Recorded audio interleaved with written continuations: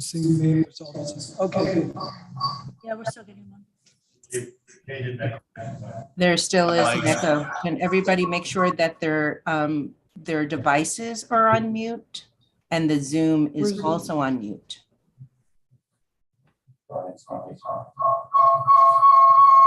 That's it.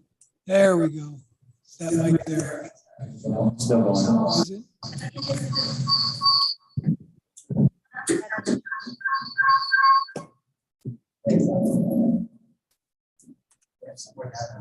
That's all right.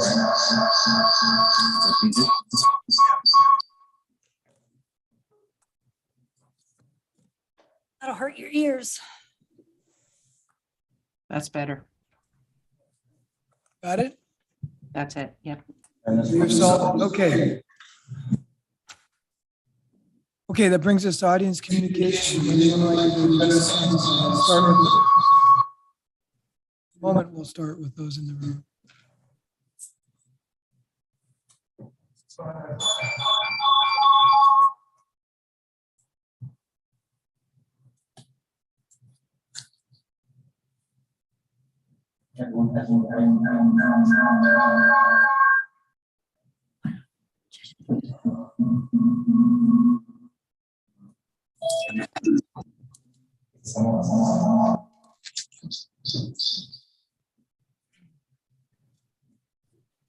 Is everybody's actual computer muted? Yep.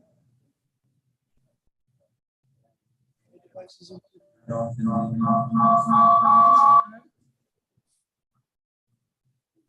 muted.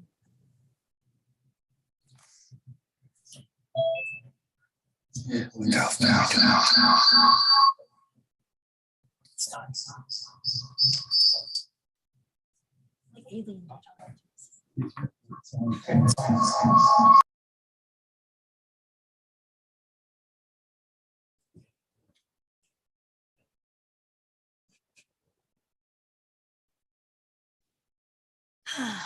Do we seem to have solved it? We may have. Good? We think? Okay.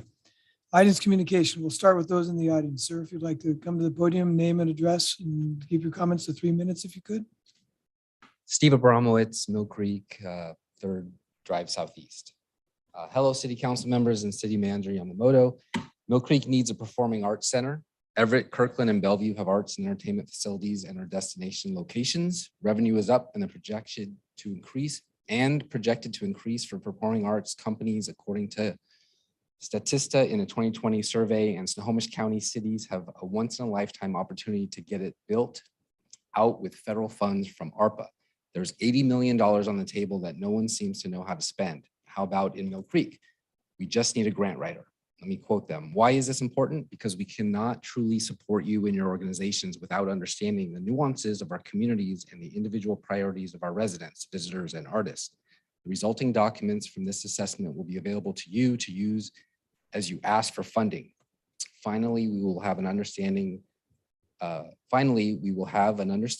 specific economic impacts of the arts in Snohomish County, and we will have quantitative data that will be valuable for grant applications and funding efforts. This is a call to action to get involved. We need as many voices as possible to turn this project into a powerful document that cannot be ignored. The Snohomish County Cultural Arts Network, SNOCO-CAN, is hosting a virtual meeting on Thursday, June 30th at 11 a.m. to hear directly from Better City, the team that is developing and executing this opportunity assessment. Please join them. Registration has a link. Local businesses and tourism will thrive, and ticket sales could be taxed or let it be donor owned and operated. The location of Main and 153rd, former UW bookstore that sits vacant for 2 years, is idle with ample parking or new dedicated garage and walking distance to bars and restaurants. Local high school graduations, band performances, professional productions, and rotating art exhibits are just some of the attractions we could look forward to. I look forward to working with the council to move this project forward. Thank you. Thank you for your comment. Thank you for your comments. Anyone else in the audience like to address the council? Sir? Eric Casper, Fairway Neighborhood, Mill Creek. I'd like to hand these out if I could, Camden Martin. Sure.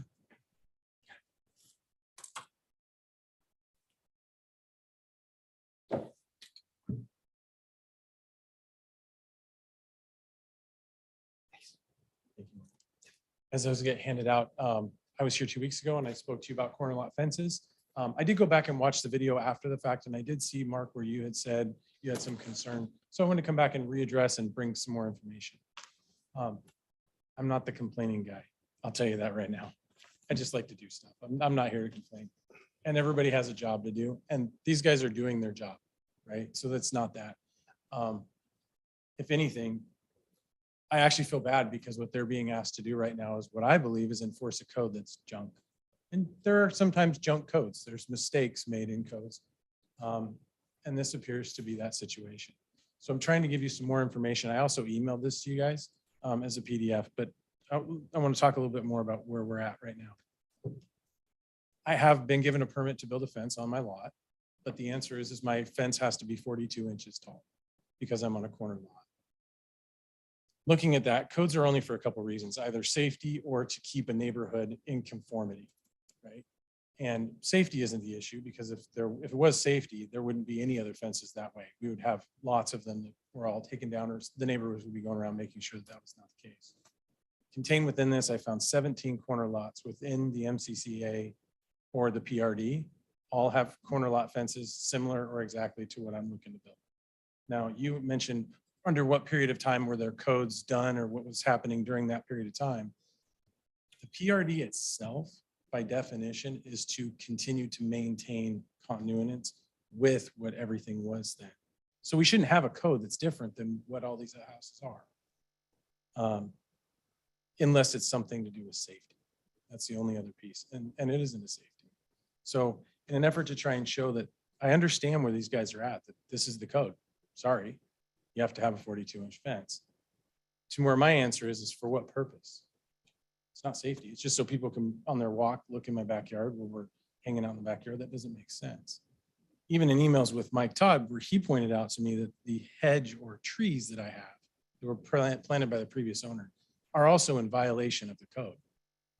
I said, wait a minute, I'm a corner lot and I've got some trees on the side and that's in violation of the code. Code's junk. And everybody else that has a corner lot that has these trees, it's in violation of the code. There's something wrong here. It even goes into say that if you had in my case, if I were to have that trees and I were to have a fence, and there are people, there's 17 of them specifically shown in this, that they can't have a shed within the first 15 feet of that fence. The code isn't, I believe that the code, the biggest issue that's within it that needs to be changed is the piece that says corner lots have 2 front yards. I believe the reason that that was in the code was because we want the building set back. We don't want a corner lot 15 feet back from the front and 5 feet off of the side.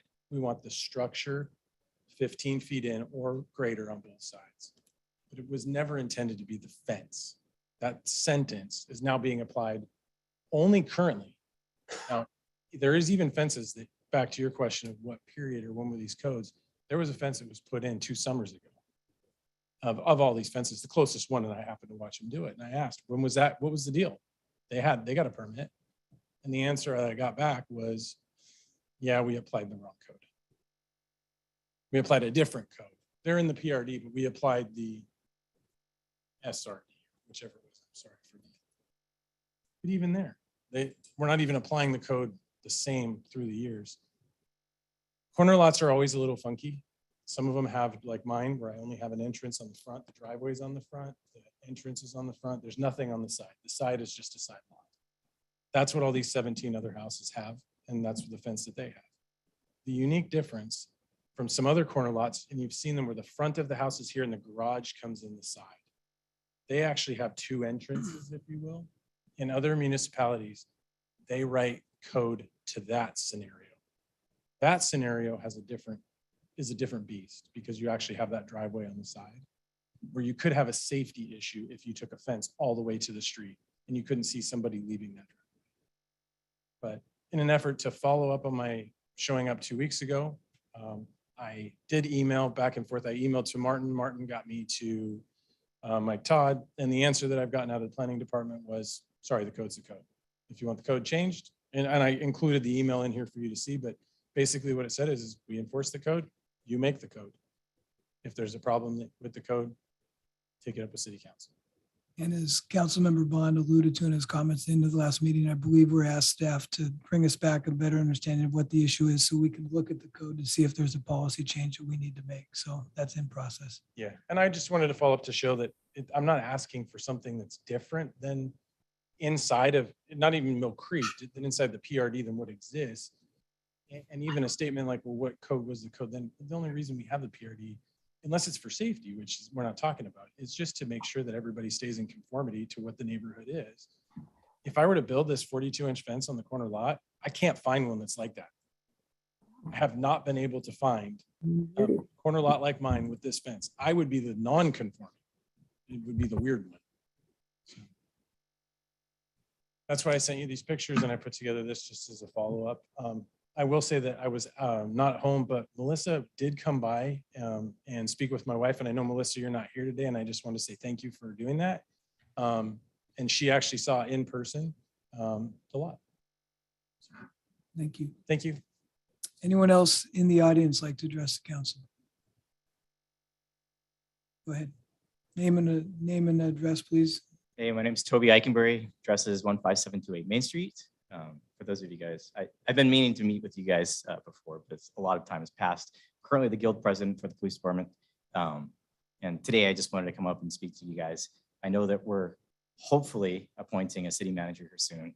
And I'd like it publicly known and make some type of statement and some type of commitment from the council to make sure that with all the priorities that we're going to probably set upon the city manager, making sure that we have a chief of police is the #1 priority. So that's it. That's all. Thank you. Last call for those in the audience.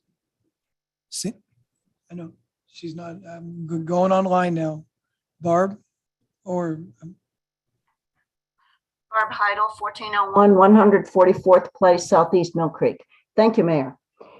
First, I would like to say thank you for a wonderful job that Jody and Scott did organizing the grand opening of the pickleball court last week at Highlands Park. Great job. It was great watching Vince and John Lovick do the demonstration of pickleball. Thank you. On another note, I appreciate being able to meet the city manager candidates last Friday. I want to say good job, Naomi, for handling it, and thank you very much. thank you, Barb. Anyone else online? Going once, twice, 3 times. There'll be another opportunity towards the end of the meeting or at the end of the meeting. Okay, now it brings us to celebrating Mark Bond again. And I'm going to read a very lengthy proclamation on behalf of the council, which probably doesn't do justice to all that Mark has done for our city over the years. So with that, here is the proclamation. Whereas Mark Bond, a Mill Creek community member since 1990, has served on the city council from January 2004 through June 2022. Whereas during his time on council, the city grew from less than 13,000 to over 21,000 citizens through the 2005 Northeast annexation and many quality development projects.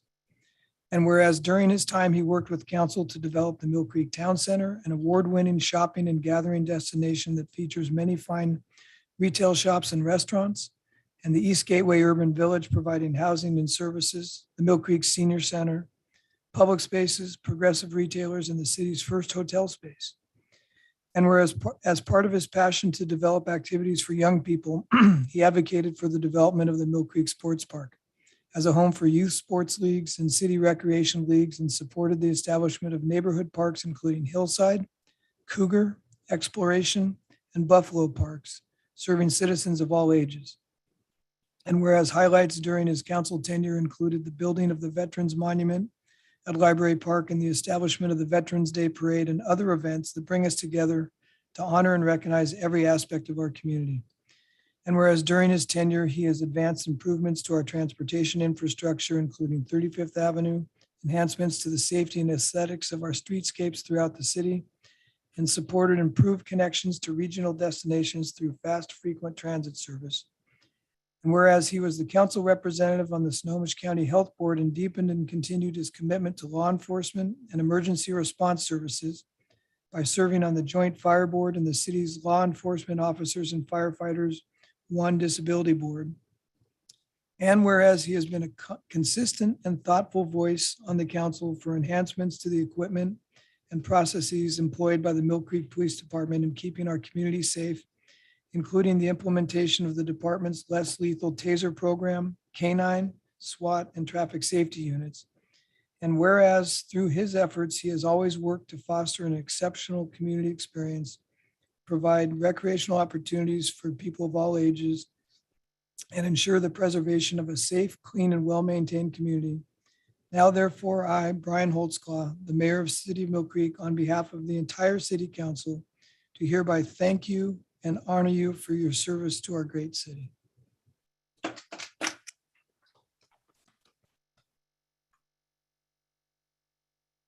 And I know each of us probably want to say just a few words. We had the opportunity to gather before this meeting, and I don't remember if it was Mark himself or someone who said one of the things, and it struck with me because it's one of the things I appreciate, your ability to tell people things they don't want to hear, which is truly an art and something you are very good at. You were able to diffuse many difficult situations that came before us, but it struck home because I think one of my lasting memories of the 8 years we served together was, this was probably 5 or 6 years ago. I think I and maybe Councilmember Todd were on the losing end of a vote. And the follow-up vote came up on another ordinance. And I was still trying to argue the prior vote. And I believe you said in very artful ways, Councilmember Holtzclaw, you lost the vote, get over it. So I've enjoyed the 8 years we've served together. You'll be missed. Thank you for all you've done for our community, both as an officer and as a council member. And from the pictures we were looking at earlier, when you started for the police department, I swear you must have been 12 when you started. Unbelievable. So thank you for all you've done, Mark. I will just go down if anyone else wants to take an opportunity to say anything. Oh, is that a yes? Oh, there we go. Councilmember Allison. Councilmember Bond, you are a true servant leader. And if I can be even half as gracious and look out for everybody in the community and the staff at the city, I'll feel like I accomplished something. So, it's been less than a year that I've gotten to work with you, but totally appreciate your perspective. And I feel like I'm a better person for having worked with you for a short time. Mayor Pro Tem. Thank you, Mayor. I think I had a lot of comments to say earlier this evening before the meeting, so I'll keep it a little shorter this time. I just want to say that I'm gonna miss Councilmember Bond, and I really appreciate his calmness, his heart, how he always looks at the situation and just comes at it from his heart to tell us what he thinks should be done, whether we agree with him or not. And he's always there to move on after a vote and be there for advice. And I really appreciate everything that you've done for the city, and I'm really going to miss you. And I'll just leave it at that.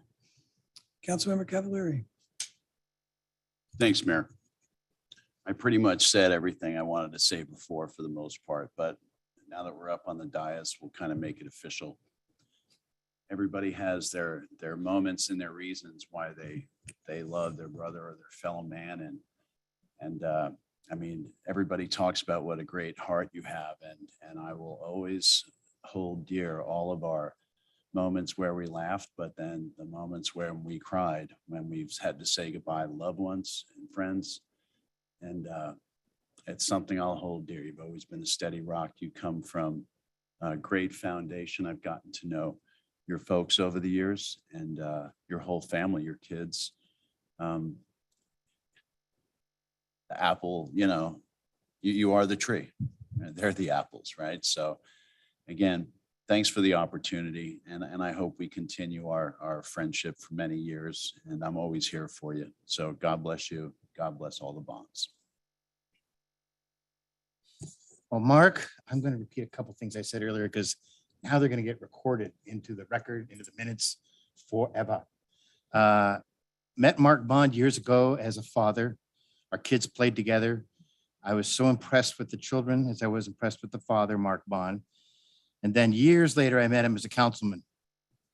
And I got to see the other part of him, the ongoing contributor. Mark Bond contributes, be it as a father, be it as a husband, be it as a councilman, be it as a police officer. He contributes to his community.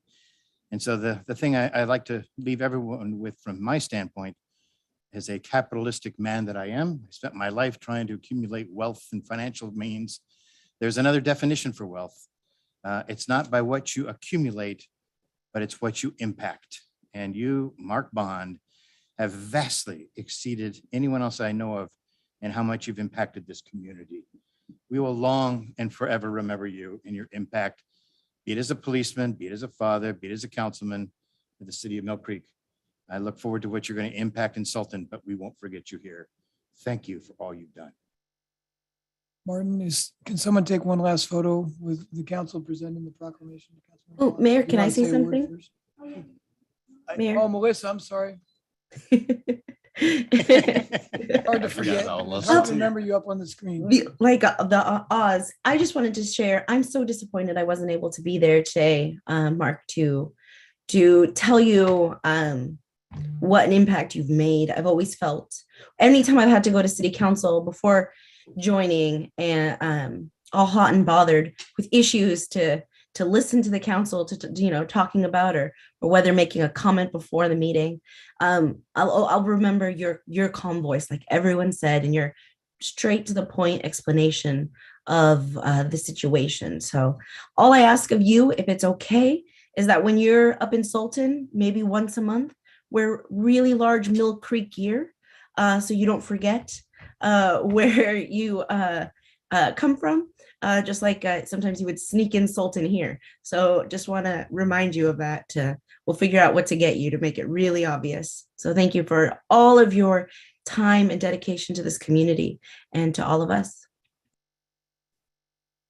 Thank you. I want to just say a couple things, and not about me, but just I ask you guys to do me a favor, if you will, honor the memory, whatever you want to call it. Every one of you cares passionately for the city. Everybody's heart up here is right. And you're going to bump heads and you're going to have spirited debates, and that's good. And when it's over, forgive, love, move on, be kind to each other. It's just business. It's not personal. If it starts getting personal, apologize, forgive, and just focus on the fact that, look, I can disagree with Vince. I can disagree with Stephanie, but I know her heart's right. So we'll have the talk and we'll figure it out. We'll have the vote and then we'll move on and we'll just, it's done. And just don't take it personal. If you're doing the right thing, someone disagree. If we had 7 Mark Bonds, we wouldn't need a council, right? We need the different opinions. We need the spirited debates. We need the, Steckler challenging me and making sure I'm going in the right direction, or me challenging him. And sometimes it gets personal. I've fancied myself the peacekeeper up here, and occasionally I get between 2 council members and I try and bring them together. And guess what? 2 people hate Mark. So I try to avoid making that mistake, but just, you guys are all doing it for the right reasons. You got the right heart. You're going to disagree, and that is good. This process works, this spirited debate. And sometimes it feels a little personal. Sometimes maybe we accidentally make it personal. Forgive each other for that mistake. Love each other. Do the right thing by the city. Thanks so much. And I'm just so honored to even have the time I sat here. I'm blessed. You guys are going to go to executive session soon, and I'm going to grab my nameplate and dip out. Mr. Casper, there's going to be a seat open up here. You got a chance to make the difference you're looking for. It's funner than it looks. Thanks for coming in, everybody. Thank you, Mark. Can we get a picture?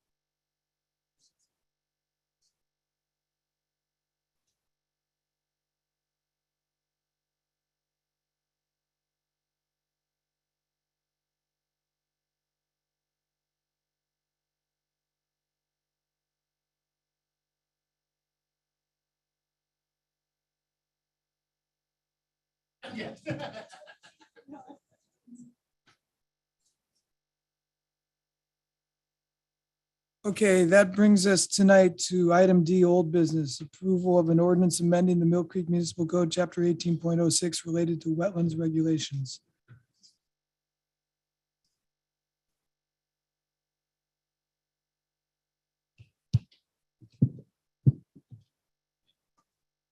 Hello, Mayor Pro Tem, council members. So I was here 2 weeks ago to give a brief overview of the proposed ordinance. And tonight we have our wetland consultant, Margaret Clancy, joining us virtually. She's going to give a more detailed presentation, and then we'll be available to answer any questions you may have about the proposed ordinance. So I'm going to turn it over to her.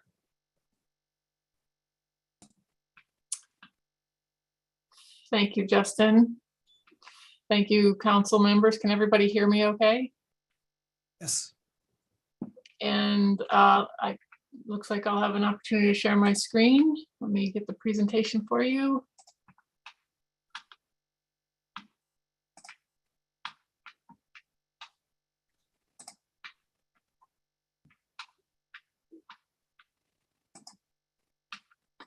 Is everybody able to see a copy of a beautiful Mill Creek wetland?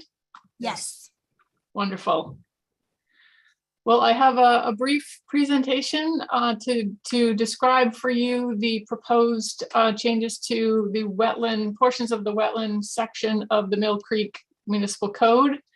I first want to start by giving you a little bit of background information about the reason for these code changes.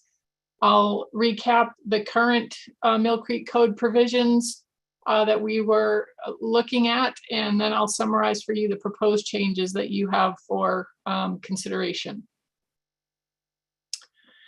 So this work is all part of the meeting the requirements of the Washington State Growth Management Act, which, as I'm sure you know, first adopted in 1990, and this was the statute that required cities and counties to develop comprehensive plans to manage growth.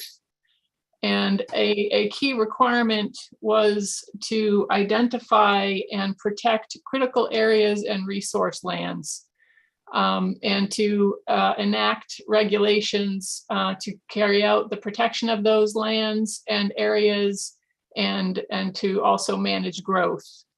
The legislature clarified that the regulations protecting critical areas had to be based on the best available science, and various state agencies in Washington went about the task of collecting and synthesizing that scientific information upon which those code regulations needed to be based.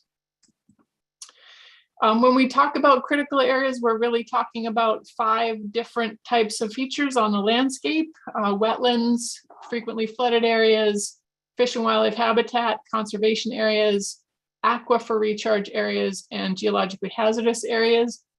Tonight's discussion is really focused on solely on wetlands as one of the categories of critical areas. Just a little bit of background on how we got here. In about 2004, the city conducted a comprehensive inventory of the critical areas within the city limits, including the wetland systems. Consultants, myself and my colleagues reviewed the best available science and documented those findings relative to Mill Creek. We prepared some recommendations for the critical areas code. We shared those with the Planning Commission, with the public, City Council, and with state agencies, and eventually adopted Section 1806 of the Mill Creek Code. Between 2005 and 2021, the city was implementing that code. During that time, the State Department of Ecology issued new best available science. Last year, the city hired my firm again to review the updated best available science and recommend any additional changes. And those are the changes that are before you for consideration, which essentially allow a little more flexibility in the code while also accomplishing the goal of protecting critical areas. So when we talk about protecting wetlands, there's really a few key things that are part of that protection package. One is to prevent activities that would result in the dredging, filling, or other types of encroachment into those sensitive wetland features. Protection also involves maintaining the natural drainage infrastructure into and from wetlands. It involves treating and controlling stormwater runoff and limiting human activity, light, noise, and other forms of intrusion. And two of the most effective tools are to establish protective buffers around each individual wetland, and then to avoid, minimize, and compensate for any impacts that development in and around those wetlands and their buffers may have. So a wetland buffer, which is the subject of these code changes, it's generally just the area that's contiguous to the wetland that protects the integrity and the functions and values from potential impacts. And typically a wetland has the width of the buffer for an individual wetland depends on the quality and in some sense the sensitivity of the wetland and other factors. Generally speaking, the higher quality the wetland or the more sensitive or unique the wetland is, the wider the buffer needs to be to protect it. In Washington State and in Mill Creek, we have each wetland is assigned to a 4-tier category system. And again, that's based on the type of wetland, its rarity, and its sensitivity, and the degree to which it performs important ecological functions in terms of hydrology, habitat, and water quality. And there's a system that the State Department of Ecology has defined. It's actually a scoring system, a quantitative scoring point system. And it tells you which category of wetland from the highest scoring category 1 to the lowest scoring category 4, based on an assessment that a wetland ecologist, someone like myself, would do in the field, looking at the characteristics of that wetland to determine its category. The reason that background is important is because those are sort of the fundamental underpinnings of the Mill Creek Code provisions that you are considering. Currently, the Mill Creek Code requires that the buffer, the width of the buffer, be based on the wetland category and on the type or the intensity of the land use that is proposed adjacent to that wetland. So wetlands that are adjacent to high impact land uses, which are the majority of the types of land use that occur in Mill Creek in an urban area, they require a wider buffer because of the potential impact of that land use. The buffer is also tied to the overall rating score, not specifically to any particular function, but to the overall score of those, the ecology scoring system. A developer, a proponent of development can apply for a reduction in the buffer width in exchange.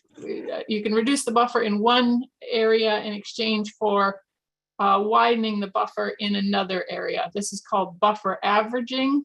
And what that does is it allows flexibility to adjust a buffer based on site conditions. And right now the code allows the amount of that reduction to be up to 50% of the standard width, as long as it's offset with a 50% increase in another area.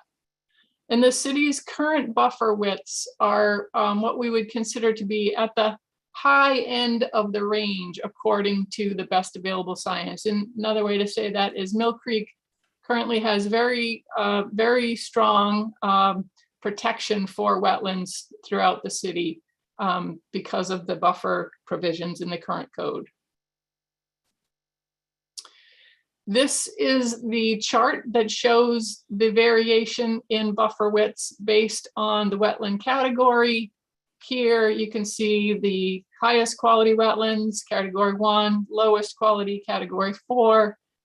And then the width of the buffer depends and ranges based on high impact or low impact use. So the general range of buffer widths would be from 25 feet, that's the lowest buffer for a low impact land use on a category 4, up to as much as 300 feet for a high impact land use adjacent to a category 1 wetland.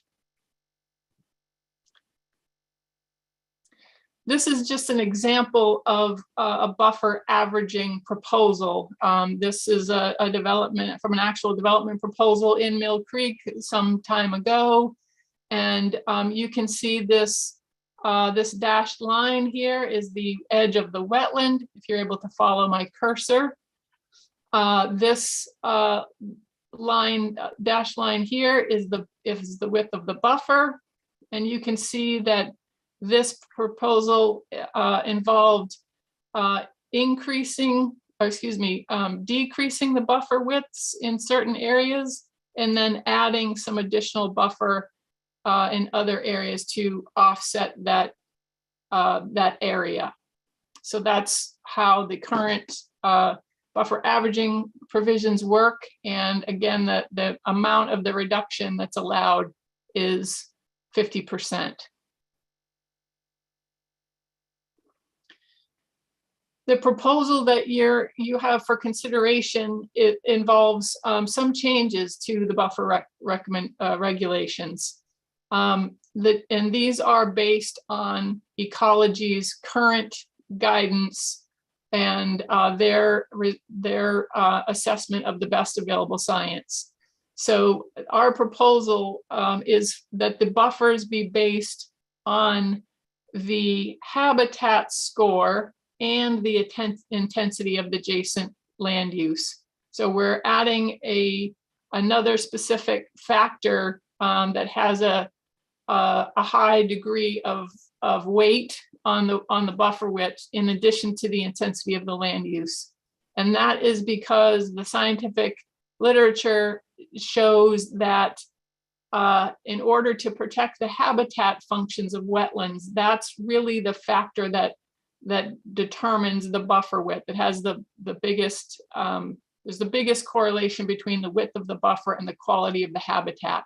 So when we go through the rating system, we figure out what the score is for the habitat function. That's going to be a primary determinant in the buffer width, which is not currently the case under the current regulations. The other proposed change is that the buffer averaging would still be allowed, but the amount of reduction would be reduced from 50% to 25%. So you still do the exchange, you have to maintain the overall net area of the buffer, but instead of getting a 50% reduction, you only would be allowed a 25% reduction. Again, that's what Ecology recommends as their interpretation of the best available science. And the other thing is that the buffer width reductions would vary in exchange for the development proposal, including specific mitigation measures that reduce impacts. So I can show you what this would look like in practice. So this chart maybe takes a couple of minutes to digest. On the left-hand column, you have the wetland category from 1 to 4, brief description of what those category scores equate to. Then on the right-hand side of the chart, you have two types of buffer widths, low intensity land use and high intensity land use. And then with mitigation measures or without mitigation measures. And I'll go over the mitigation measures in just a moment. But you can see, if you remember back a few slides ago, the buffer width on a category 1 wetland, the high end of the buffer width was 300 feet. Here you would be allowed, with a high intensity land use and a category 1 wetland, that buffer width could be 250 feet. If it included, actually, I think I have a label wrong on my chart. No, this is correct. This is if you don't employ any mitigation measures. With that same intensity land use, you could go down to 190 feet if you employed mitigation measures. And then that same system flows through with these variations being dependent on the habitat function score that you determine when you rate the wetland.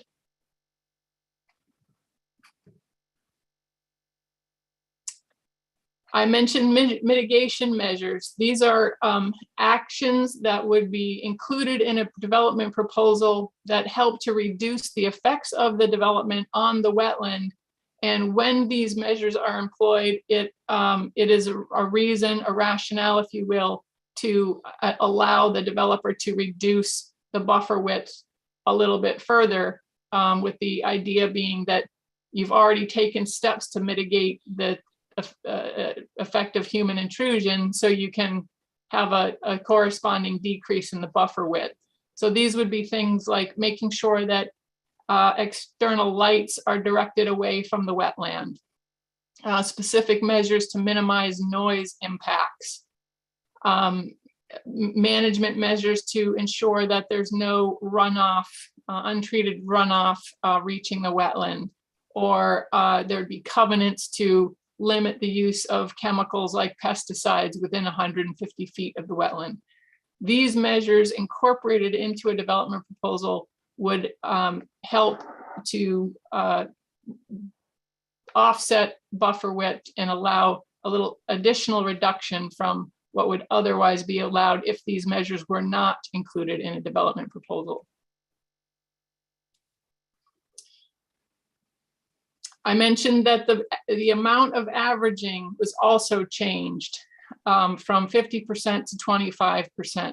So what I've done here is I've taken the standard buffer widths that you saw in the table 2 slides ago, and then applied that 25% reduction.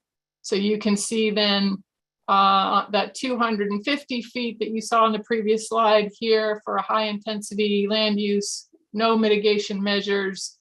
You could potentially, through averaging, get down from 250 to 188 through the buffer averaging provisions. So this chart is just meant to show the sort of the bottom thresholds if you apply those reductions through the averaging that's allowed.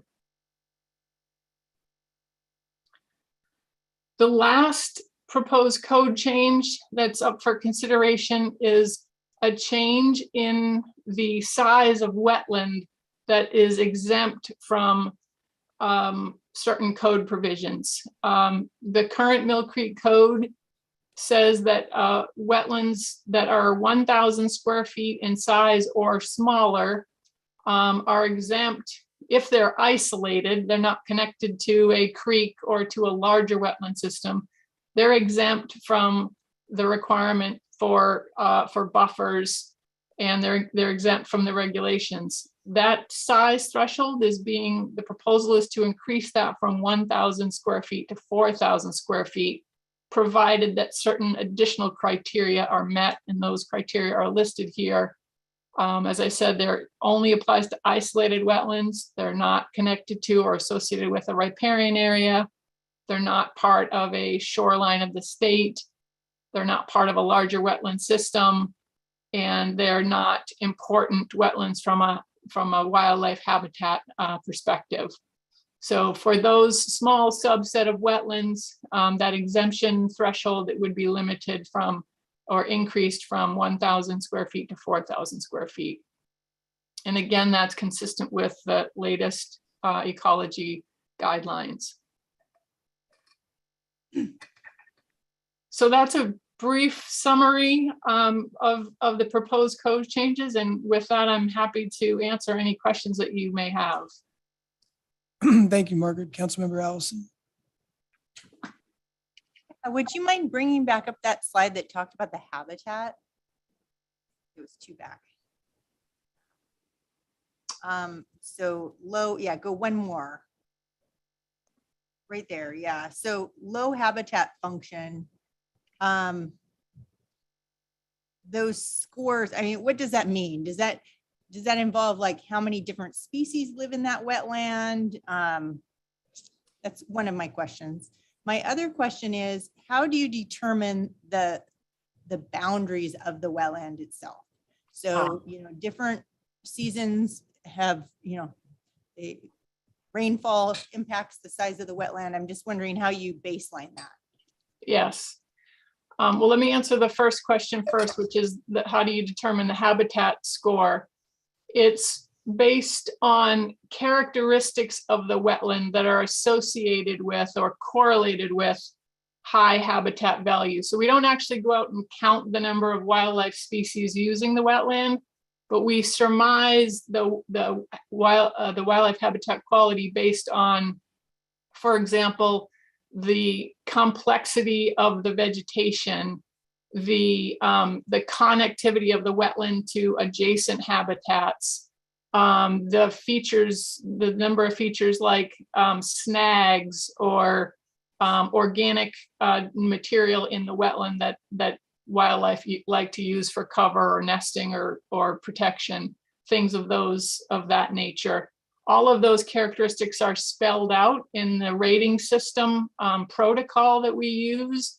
And so we actually assign points based on walking around the wetland and observing those different characteristics. As far as the boundary of the wetland, again, there's a very prescriptive methodology that's been in use since about 1987. It's gone through a few updates over the years, but we look for three features. We look at the vegetation, and actually there's a system where every plant species that grows in Western Washington has a rating as to how frequently that species occurs in wetlands versus non-wetlands. And based on the percentage of those wetland dependent species, that helps determine the boundary of the wetland. We also look at the soils, and we know that wetland soils have specific characteristics in terms of their color and consistency. And so we dig soil pits and we investigate the wetlands. And then we look at evidence of hydrology, of saturation or groundwater. That changes seasonally, of course, but by looking at all three of those characteristics together, we can delineate the wetland boundary with fairly good accuracy and precision in most cases. And we have a lot of experience doing that now, having applied that method for several decades. Councilmember Allison, the reality is an applicant has to come with their application with a critical areas report from a qualified professional demonstrating how they meet the appropriate classification. And we don't have wetland biologists on staff, so when there's a question, we'll peer contract out to get that peer review if there's any questions with the applicant's analysis. So there's a whole industry that goes into wetlands delineations. Any other questions? Mayor Pro Tem. Thank you, Mayor. I guess I have some concerns on changing the buffers. I actually prefer that we're at the high end range. But more specifically with everything that we've recommended, I have a question. I'm concerned with why we are looking at changing the exemption for isolated wetlands when the Tulalip tribes have expressed concerns about those changes. So in light of those changes, why are we still, or those concerns that they have, why are we still recommending to lower that buffer? And also, when we talk about that we would require mitigation for those buffers, what mitigation would we actually be requiring for people who wanted to lower those buffers for those isolated wetlands?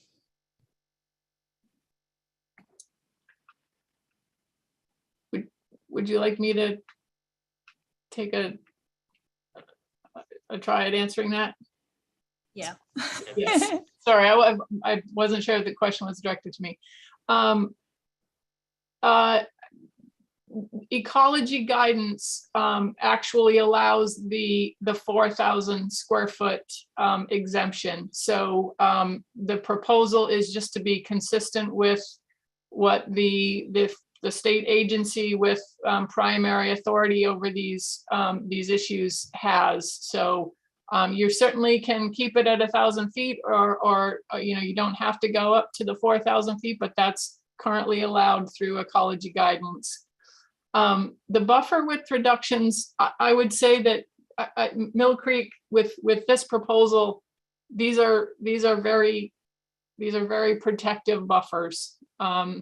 And in my experience, I've been the city's consultant now since I believe 1995, and the city has done, I would say, an excellent job of administering the code.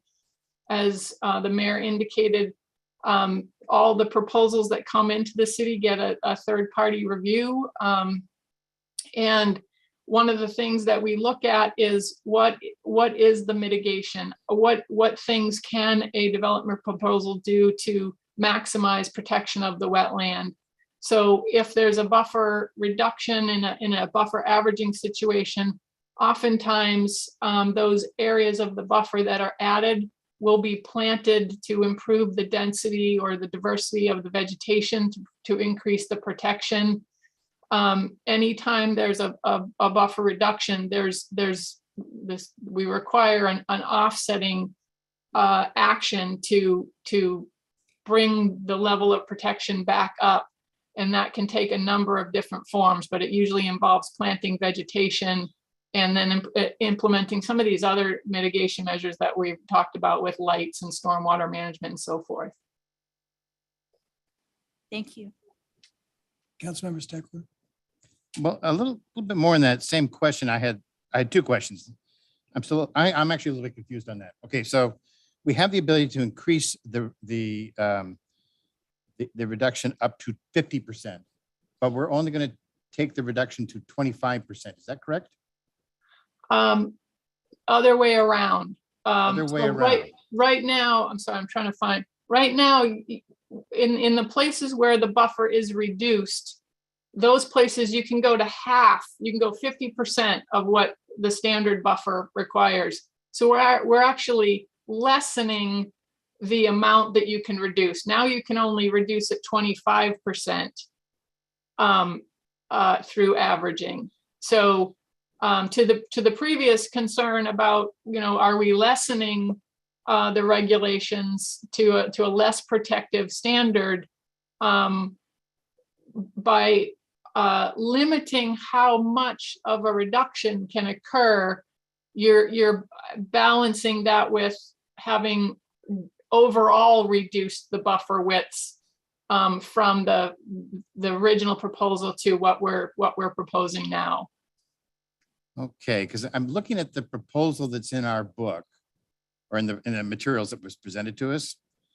And on page 6 of the resolution, just in section C, just before table 9.3, line number 5, the buffer width shall not be reduced to less than 75% of the standard width. So I'm probably not understanding this. You can't reduce it by more than 25%. Yeah, and it says, Yep. what's written here is the buffer width shall not be reduced to less than 75% of the standard width. So it's a little bit confusing. So what you're saying is that's a 25% reduction, and we have the ability to reduce it by 50%, correct? No, That's- 50% under current code. That's, the code right now says 50%, and that's proposing to change that up to 75%. That's correct. You could state it in terms of what percent of the buffer you have to retain, or you could state it in terms of what percent you're allowed to reduce. And that's where you, the difference between the 75 and the 25%. But This is, okay, I get it. When you said we were only reduced to 25% and not 50%, I got confused. yes, Okay, now By- I By understand. 25%, not to 25%. Okay, I thought you That's said correct. we can only reduce to 25% and not 50%. I understand now. Now we can go, instead of 50%, we can go to a 75%. of the no, standard. no, well, Maybe I'm- line 5 is incorrect. Is that correct? The way it's written there? It's correct. that, it's correct. So under the current code, you can reduce the buffer to half of the standard width. You get a 50% reduction. Correct. Where the proposal is now you would only be able to reduce it to 75% of the standard width, meaning you get a 25% reduction. An additional 25% from what we used to have. No, No, you get no. 25% less than what you used to have. That's correct.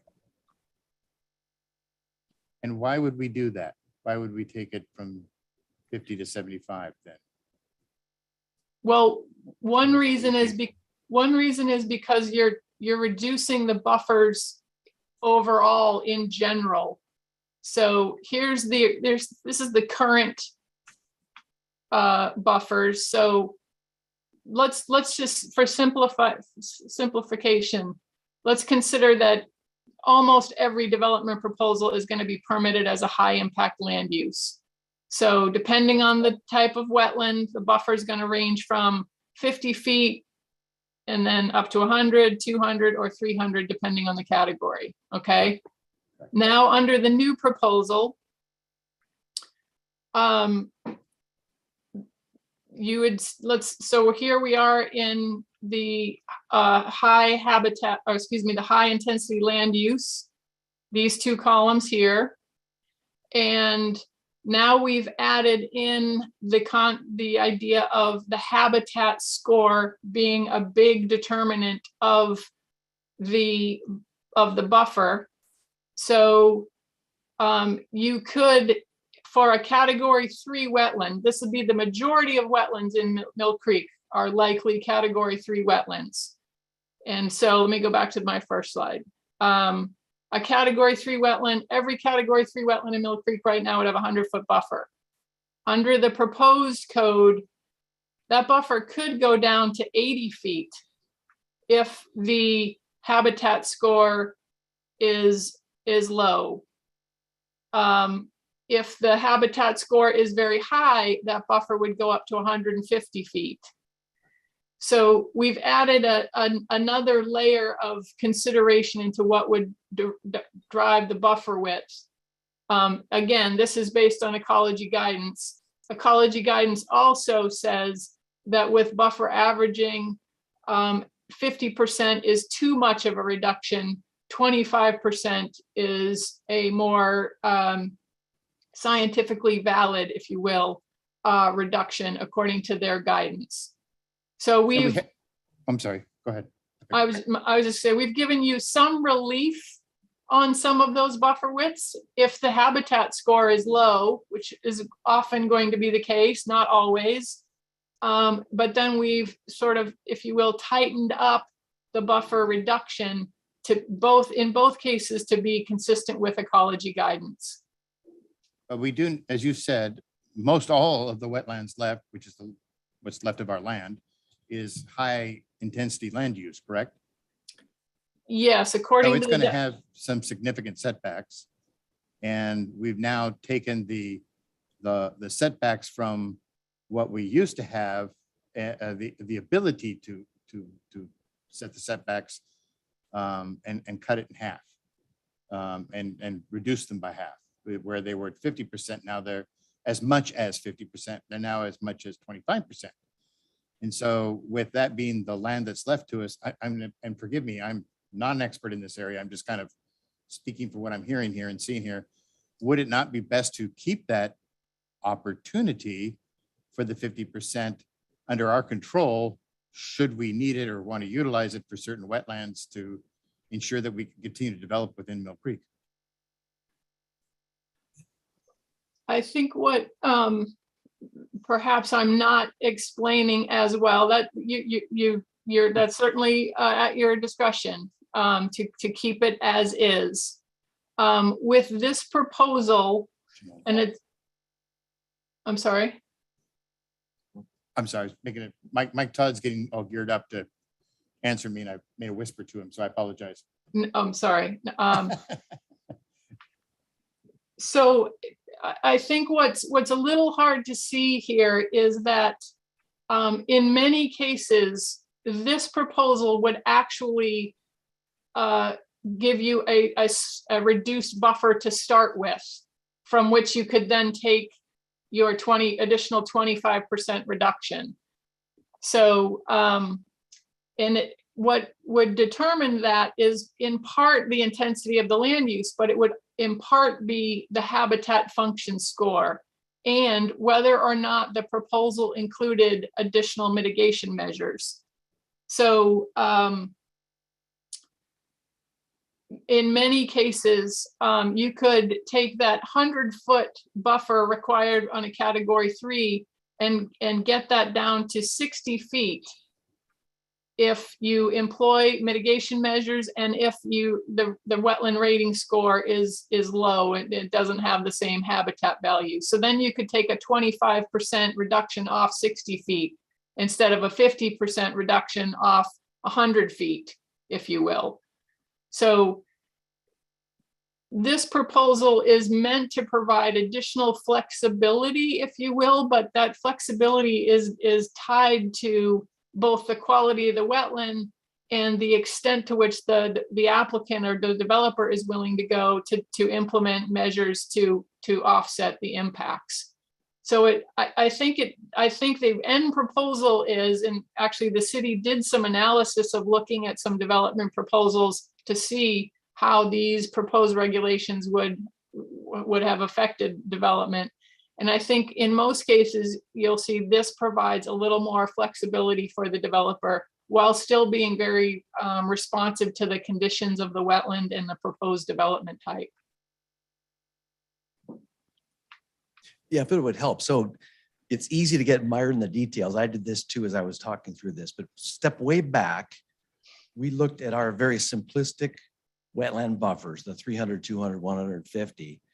Those were quite old. And so particularly when we started looking at the DRCC property, you guys all looked at 300 feet. Oh my goodness, most of Cook is gone.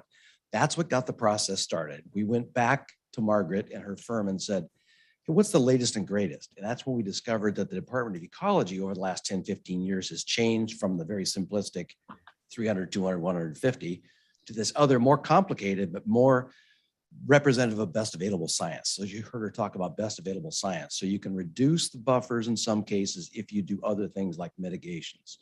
You have a less ability to do buffer averaging if you do these other things. So it's a give and take. So simplistically, we could leave it the way it is, but that's actually fairly oppressive to some of our developers who've got some pretty reasonable proposals coming to us. Think particularly along going south along Bothell Highway. A lot of those are kind of a flat shelf and then they go down towards the North Creek wetland. And so that 300 foot is restricting some of those things that probably are pretty reasonable. So it was that thought process that said, let's go see what best available science is. And I keep falling back to, that's what Department of Ecology, who's really tough, as you know, is figured out is the best stuff. So we're really just implementing what they have recommended, they support. And Margaret, as an expert, is helping us interpret that, get it into our code.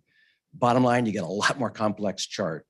But as the mayor pointed out, it really falls on a developer to dig into this. If they want to say, I've got a site where I could use an extra 20 feet here, 50 feet there, this is a set of tools they can use to help make their project more viable, but still honor best available science in terms of protecting the environment. There's a couple other things to keep in mind. When the GMA requirement to protect these was created, there wasn't a lot of best available science. So they kind of established the wetland buffer boundaries, and then the science has evolved over time. I hate to use this pun, but I think they've come to the conclusion that size doesn't necessarily matter.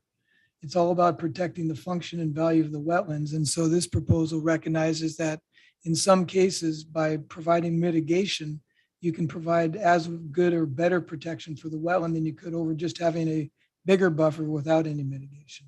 Well, I agree with all of these measures that are in this proposal. The only question I have, I go back to agreeing to all of that. Why do we need to go down from 50% to 25%? Why not, have that ability to go down to 50% with enough mitigation factors? It's up to the developer to come back to us and we're in control to go to that extra 25% if we want to, depending on what they're willing to provide. The simple answer, I think, would be that ecology would say that's not consistent with best available science. Yeah, I think it's kind of a package deal. But we had 50% before. But we can't keep That's why that we're updating it. 50%. Our code is old. That's why we're updating it. That's not consistent with best available science anymore.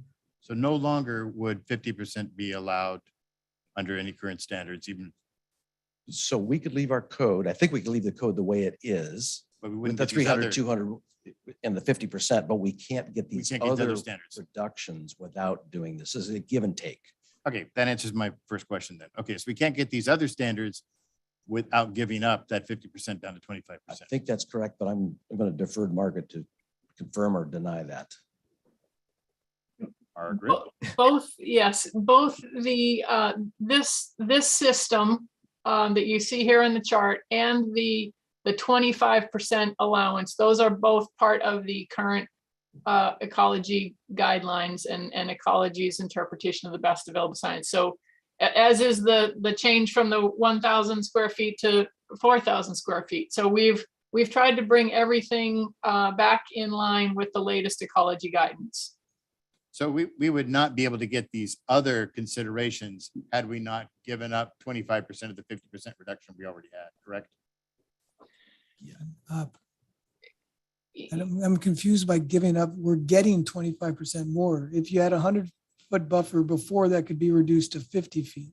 Under this proposal, if the buffer was 100 feet, it can only be reduced to 75 feet. No. More protection for the environment. Yes, that's More exactly what's proposed. We had the ability to go down by 50%. Yes, the developer could correct? reduce the buffer in half. Right. Under this Now- proposal, they could only reduce it 25%. Correct. So it's you not- result in a bigger buffer. Before we could go down by 25%. Now we No, can. before you could go down by 50%. You could Pardon me, go from before- 100 to a 50-foot buffer. Okay, Under this so- proposal, that buffer could only go to 75 feet, so it'd have to be bigger. So it's a bigger buffer under this one. Yes, Right, so we're not getting we're getting less of a buffer, which is in some cases from a development standpoint, going to be a bit of a negative. I would think. 75 feet is bigger than 50. So remember too, there's I two guess different you're categories. thinking There's from a- one- from there's ecology one versus category is developer just, standpoint. one category just purely buffers. Yeah. And that's the 300 going down to the 250 and 180 and things like that. If you need buffer averaging, because your site, you'd like to say, I do that give and take, like remember her picture, you give here and you take there. That give and take is being reduced.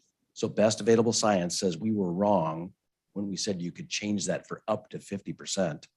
Best available science from Department of Ecology says now 25 is the right number. 25% is the right number now. So that is a takeaway from developers, less flexibility in buffer averaging. But the pro for a developer is instead of being 300 feet, it might be 250. Right, but we had the ability with that to get other mitigation factors from the developers, which led to other things that we could get from the developers for that project, like roads and other. That's totally separate. Yeah, Yeah. that's where I was getting at. So I think we've answered the question. Let's move on. All right, so let's get my second question so we can get to other people. My second question is quite a bit easier. So Marilyn, the reduction that you showed in setbacks, which is very interesting, where we can take a setback and instead of having to go back a certain amount, we can reduce that amount and then increase it in another area. The example you showed was in a one development chart. Can those reductions come out of one development and be applied to another wetland development, or do they have to be applied No. within the same development? One proposal has to be a Within the same single, development, correct. same wetland, I should say, same wetland development, The same development. same Yeah, development. same development. You could technically, on this example that you see there could be two different wetlands perhaps, with a little upland in between them, but it's one development. You can't Okay, do it here and then your neighbor can make it up for you on their property or something like that. okay, great. Thank you. Those are my questions. Councilmember Cavallari. Thank you, Mayor. Just real quick, thank you, Margaret. Thank you for the presentation. I'm prepared to support this. I'm convinced. My only question was the same as the Mayor Pro Tem's. Like, she asked, for the most part, why are we doing this? Why are we here having this dialogue? And this makes us consistent with the Department of Ecology's best practices, and it also allows the city a lot more flexibility going forward. So I'm prepared to make a motion as well. Can you put this, unshare the screen so we can't see if Councilmember Duque has any question? Oh, I see her on my screen now. Did you have a question, Melissa? Any questions, Melissa? No? Okay. Is that I'm going to make a motion, Councilmember Cavallari? Mayor, I'd like to make a motion to approve ordinance number 2022-879, amending Mill Creek's Municipal Code, Chapter 18.06, related to wetland regulations.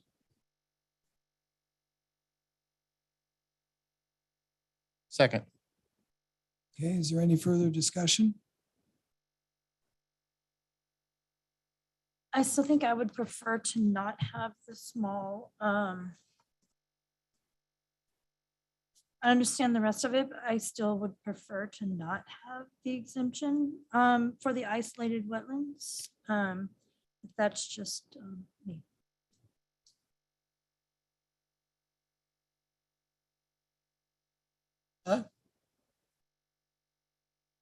There's a motion on the table in a second, so either we act on the motion or Councilmember Duque, I see your hand up now.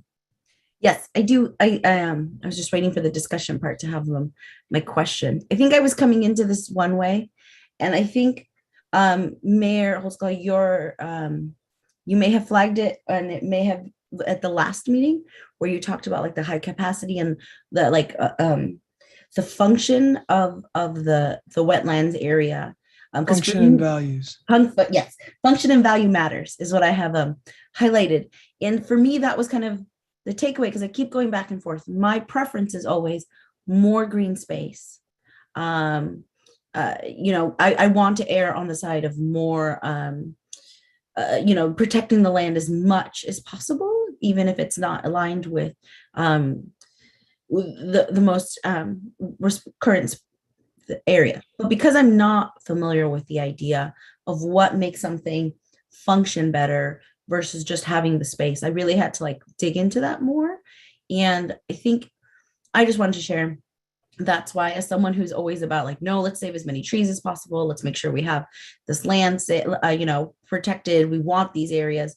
I think for me, it's that function and value matters for what the wetland area looks like and should be is the direction of why I'm willing to support this motion, which is very difficult for me because that's not what my gut normally says, but I'm willing to respect those who are professionals in this and who work with these things on a consistent basis to provide that guidance to me. Councilmember Allison. Yeah, I just had one clarifying question. So instead of only being able to do away with a wetland that's 1,000 square feet, now it would balloon up to 4,000 square feet. Wasn't that a low habitat score though? So low functional score. So maybe there's tadpoles that live in the pond in that wetland and not much more. You know, I'm not one to want to do away with green space either, but I don't feel like we're losing much from an ecology perspective. I'm really kind of surprised that it took this long. Well, I don't know how long it's been showed that the function mattered, but you know, the function should have always mattered because we all know of a hole in the ground that is smelly and, you know, isn't developed. So I guess that's my point is it's that if the function is low, then, you know, you're not giving up much by developing that space. Yeah, it's important to remember too, under the GMA, protection of the environment isn't the only planning goal. There's 12 other, or is it 13 other planning goals, one of which is providing housing at all different segments of the market. So there's a trade-off. And so if you protect the environment, that comes at a cost because that takes up space to provide housing and accommodate our growth. And so, you know, at some point you've got to, that's, I think what these provisions on averaging and giving some flexibility are intended to address is recognize that we've got more of an obligation to the GMA of just protecting the environment. There's a lot of other factors that we're supposed to balance. Is your light back on? Yeah. So my biggest concern is that by changing the code, we could cause like a new development to be on one side of a wetland and an existing development to be on the other side of the wetland. And the new development is closer to the wetlands and they kind of get shifted over. But I'm going to rely on all those other factors that, you know, the soil analysis and all those other things to trust that that wouldn't be an outcome. You know, I would hate to sub-optimize one area that was already developed for some new development that, you know, changes the dynamic of that space. Maybe Mike and Justin should have brought the delineation manual that they have to apply when they're going through and determining the boundaries and the functions and the values and whether it meets the criteria of a wetland. If you want some exciting reading, there you go. Is there any further discussion? Hearing none, we have a motion and a second. Is there all in favor of the motion? Please say aye. Aye. Aye. Any opposed? Any Nay. absten- Oh, sorry, I missed that. Any abstentions? The motion passes 5-1. Is my math? Yeah, we're down to 6. 5-1. 5-1-0. Thank you, Margaret. Thank you, Mike. Thank you, Justin. Appreciate it. Thank you. See, this land use is complicated stuff, isn't it? Yeah. Okay, that brings us to item E. The council is going to recess to executive session for the purpose of evaluating the qualifications of applicants for public employment per RCW 42.30. Subsection 1G, action may or may not be taken. 30 minutes to start. So let's go to 7:50. So we will be in executive session until 7:50.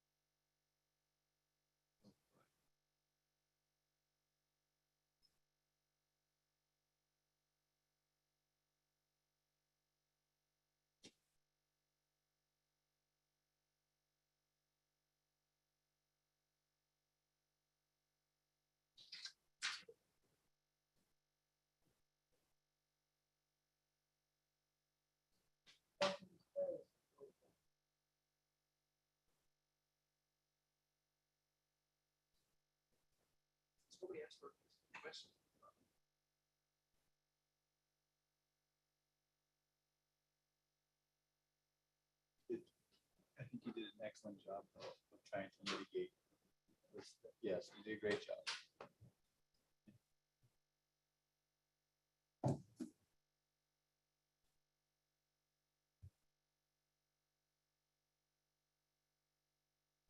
%, is between 75 and 50. Where are we not?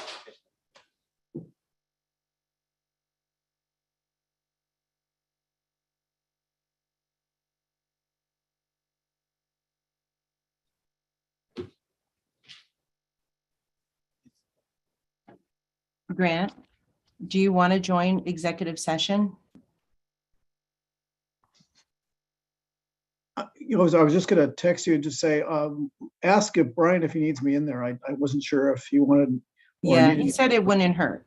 Okay, all right. I just checked. Okay, thank you. Thank you.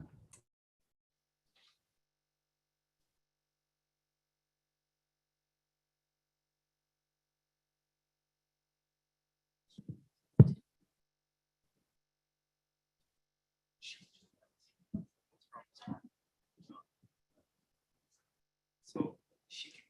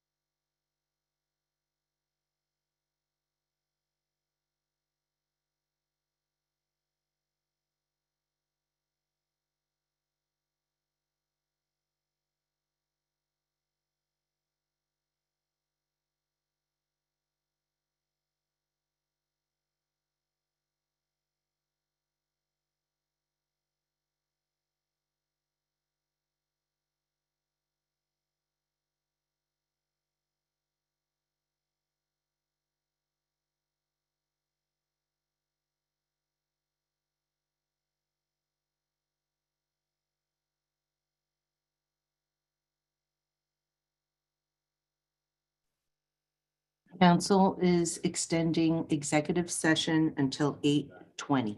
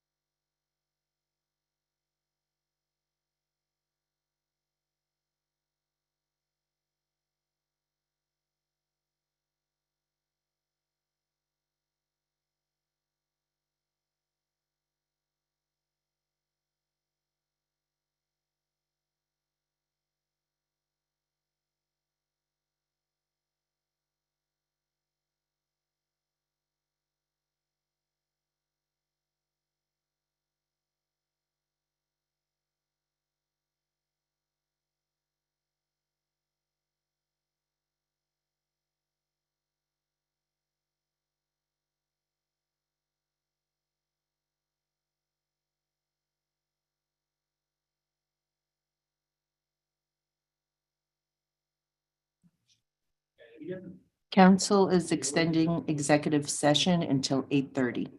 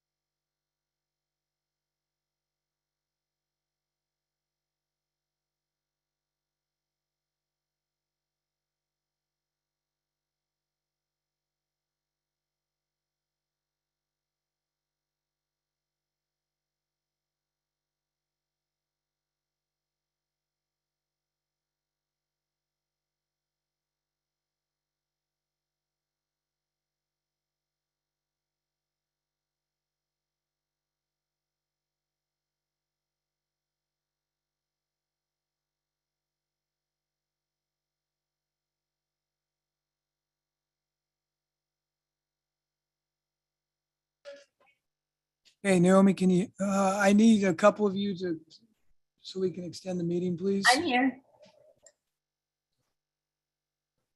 Melissa. Yeah. Okay, Naomi, we have concluded our executive session. It's 8:28. Can I have a motion to extend the regular meeting till, heck, let's just do 10, even though I hope to God we're not here that long. So move. Okay, all those in favor of extending the regular meeting till 10 o'clock, please say aye. Aye. Any opposed? Any abstentions? Okay, the meeting is extended till 10 o'clock and we are going to take a 5-minute bathroom break. So we'll reconvene at about 8:34.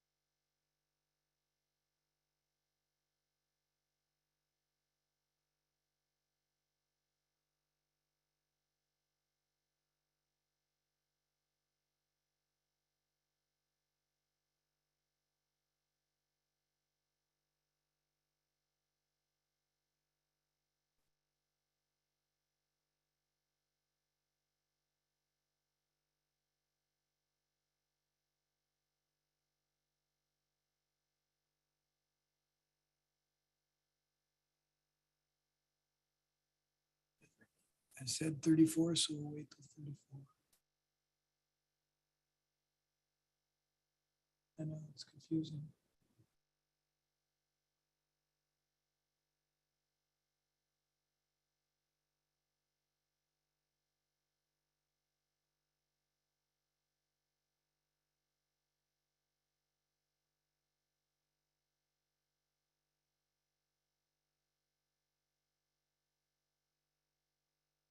Okay, it's 8:34. We are back in regular session.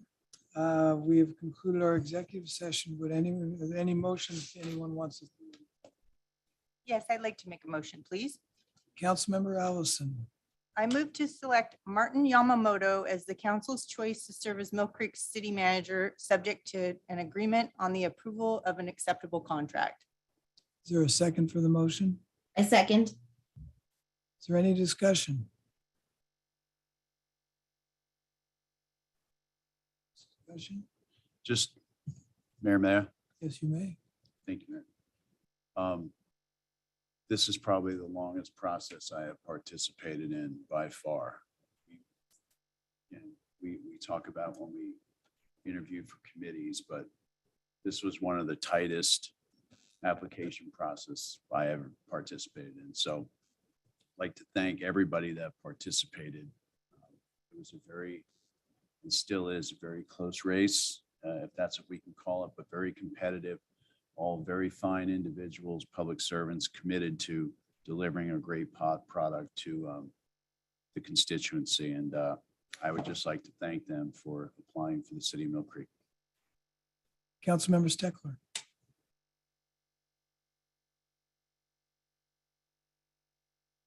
In my opinion, Martin Yamamoto has done an exceptional job of keeping this city running during the interim period. From the previous city manager to today, exceptional job with many accomplishments. In my heart, I know he is a talented individual, but the day I accepted being a city councilman, I told myself I would always follow what I felt was right. And I feel that our city needs an experienced city manager with years of experience. We're coming across some exceptionally challenging times ahead of us. And so I am in favor of a city manager who has that experience and knowledge base that none of us have here in this dais, in this city right now. And it hurts me to not be in support of this motion, because in a way it says I'm not in support of Martin Yamamoto, which I am as an individual, as a professional, as a man of integrity, as a man who has, as I said, met the opportunity and obligation that was put in front of him and excelled at it. But I feel in my heart that we do need an experienced city manager. So if I do not support this motion, it does not reflect on my opinion of Martin Yamamoto, but I am following in my heart what I feel is right for the city of Mill Creek. And I just wanted to make that very clear.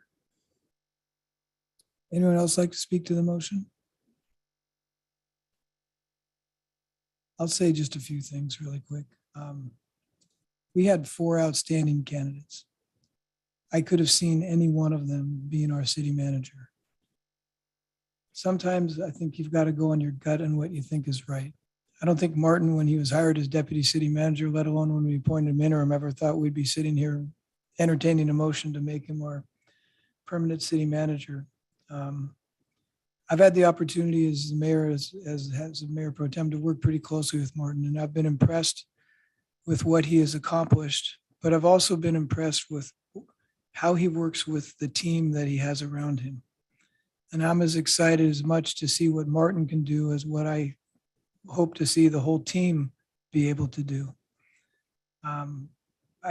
You've given me every reason to have confidence in your abilities to help lead us through the challenges that we have ahead of us. And so I will be supporting this motion. Melissa, did you want to speak to the motion? You seconded it all? Yes, thank you.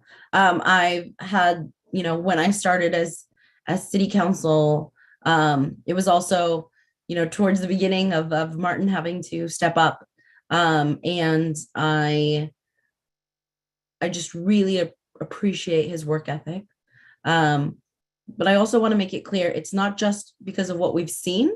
It was just very impressive interview. And I definitely recommend anyone who has any questions about where our head is to make sure you look over all of the applicants who were all fantastic, but also watch the interviews.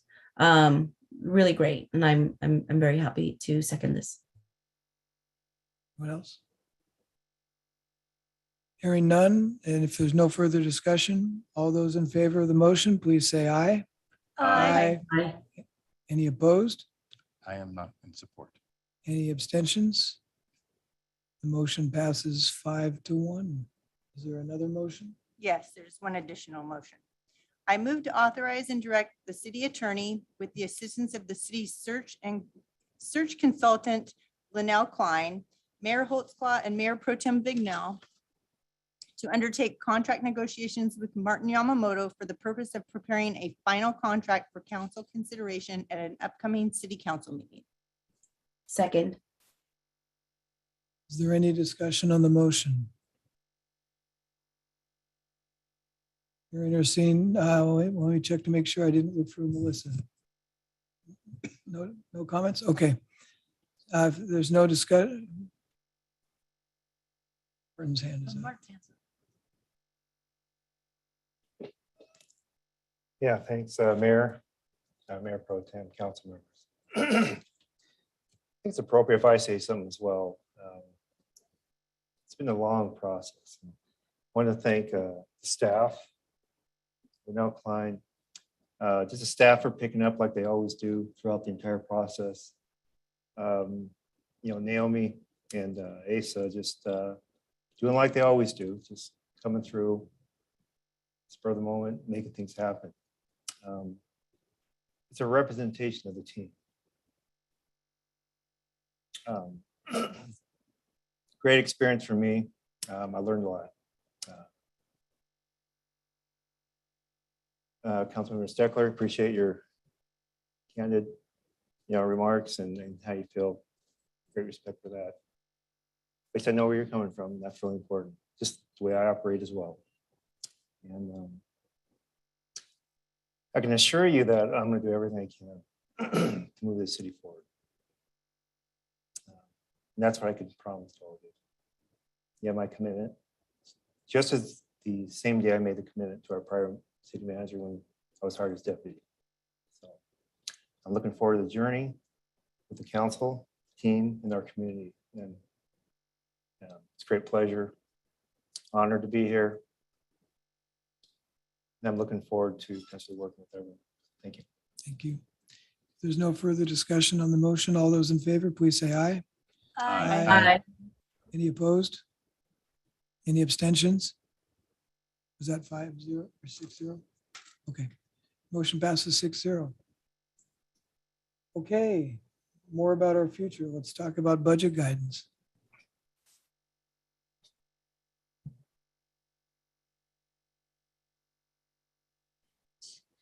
Naomi, can you bring up the first page of my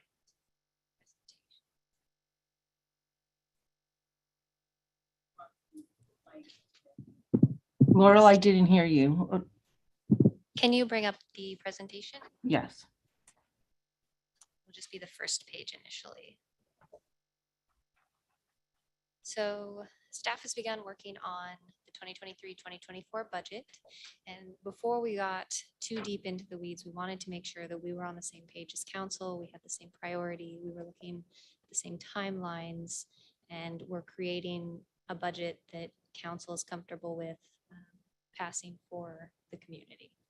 So right now, if we can go to the next page, we are currently at step 5. So this is us discussing with council what we want to see in the next budget. So from there, directors are going to, can we go to the next page? So on step 12, directors are going to be submitting their initial budget requests by late August, and then they're going to be bringing that for Martin to go ahead and review by September. And then from there, and bring that to you roughly. If you look at step 15, we're talking on the 4th and the 11th, we're going to have budget workshops. Now, we have not done this. I don't believe you did it with the last finance director, and I know for the amendment, we did not really do budget workshops. So what we're going to be doing with these workshops is we have our directors are going to review their priorities, their projects, what they want their budgets to look like. You know, they're going to try to sell what they really want in their budgets. And you guys are going to go and you're going to say, hey, I want more information on this. You know, I really am in support of this piece of your budget. I'm not as thrilled about this. So before we bring that information to you, Martin and I are going to sit down with the directors and we're going to say, this is where council said they want to go. And this is, you know, it wouldn't be smart for me to say, hey, I want to double the size of my staff. I'm going to throw that in my budget. I'm going to present it. And then you guys are like, what? I can't give you a 1% increase over our entire budget just for your staff alone. We have other needs.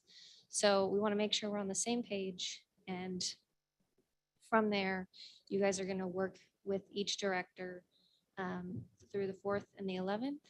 And then that way we get all of the hard discussions out of the way before the public hearings, before you have that final budget adoption, so that we have a budget that everyone can be happy with for the community. From there, if we can go to the next page. I just wanted to go over where we're seeing our goals. Now, we're going to be focusing on keeping that clean, safe, well-maintained city.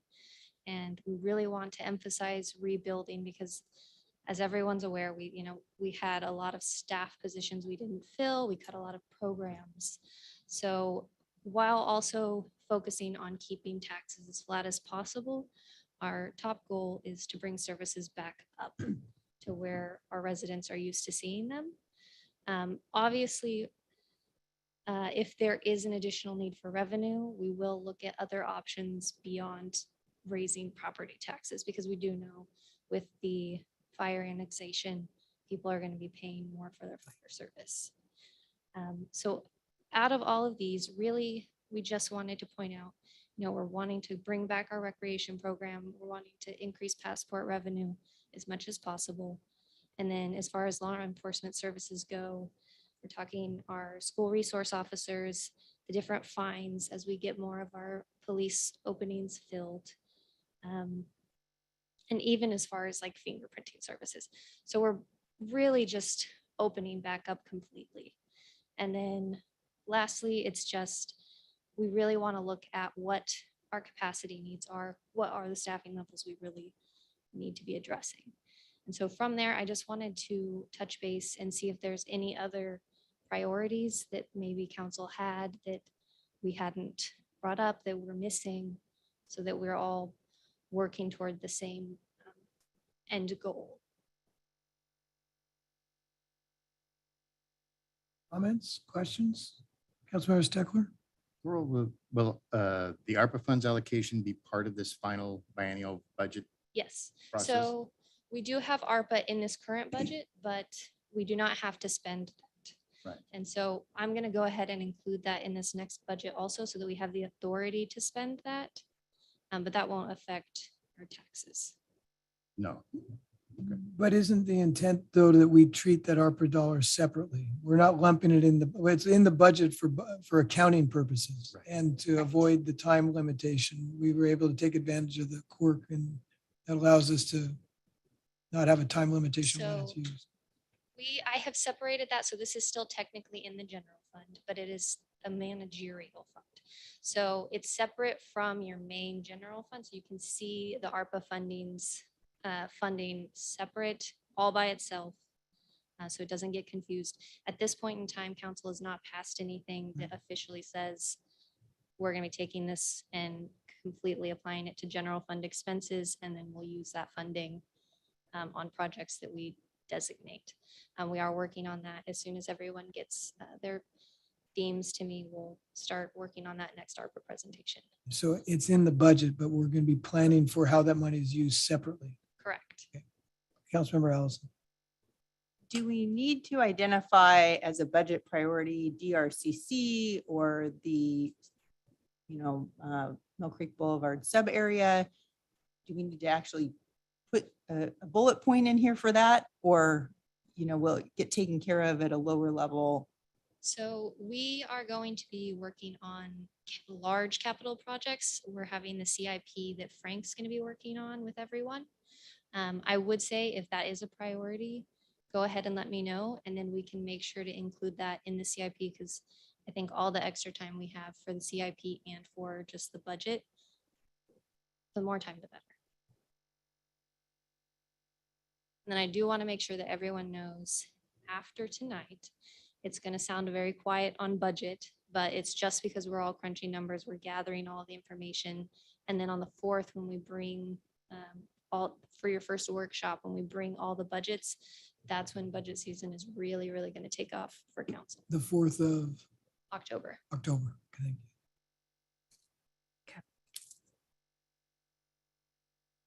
Thank you for the thorough timeline. Yes. And so if anyone has any top priorities that they really want to make sure they get in, feel free to email me if you think of it after today. When do you need them by, Laura? I would say I'm going to be giving directors information on the 1st, but I mean, I would say even by August 1st, because we're going to be working on other items as well. Okay. Thank you. Okay, that brings us to, excuse me, the consent agenda this evening. Item H, approval of checks number 64783 through 64829. And ACH wire transfers in the amount of $164,117.40. Audit committee was Bill and Councilmember Duque. Any exceptions? No exceptions, Mayor. No exceptions. Sorry, I was quiet. It's okay. Item H, payroll and benefit ACH payments in the amount of $187,007.36. Any exceptions? No exceptions, Mayor. No exceptions. Item J, approval of checks number 64830 through 64886 and ACH wire transfers in the amount of $1,264,335.20. Any exceptions? No exceptions. No exceptions. Payroll and item K, payroll and benefit ACH payments in the amount of $254,014.63. Any exceptions? No exceptions. No exceptions. And finally, item L, city council meeting minutes of June 14th, 2022. Do we have a motion to approve the consent agenda? Motion to approve the consent agenda. Second. Those in favor, please say aye. Aye. Aye. Aye. Any opposed? Any abstentions? The consent agenda is approved 6-0. Okay, on to reports. I think just two things. Martin, congratulations. I'm excited. And the second thing is, I hope everyone's watched my video on the farm. I think I'm going to take some acting lessons from Councilmember Steckler. Mayor Pro Tem, any report tonight? Thank you, Mayor. I will start off also and congratulating Martin. I'm looking forward to sitting down with you and talking to you on priorities now that once you negotiate your contract and become the city manager. So I'm looking forward to that. Also, I had a ribbon cutting on Sunday. I'm probably not gonna say this right. So I want to welcome, is it Diva Forever Lashes? They opened up on Sunday. Scott met me over there. It was a great time. They're just right behind Rhapsody. Is it Ty Rhapsody or Rhapsody Ty? Anyway, yeah, so they're right there. So I encourage everyone to go out and check them out. They have fabulous space. Also,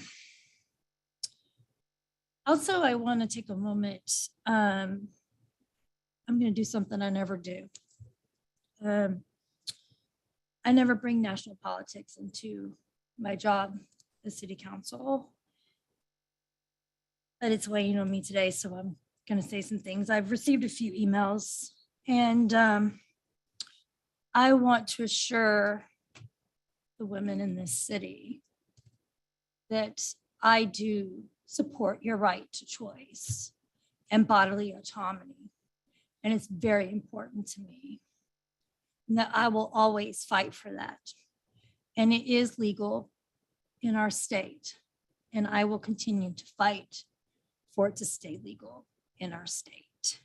I just want to reassure all of you that I am here with you and I see you.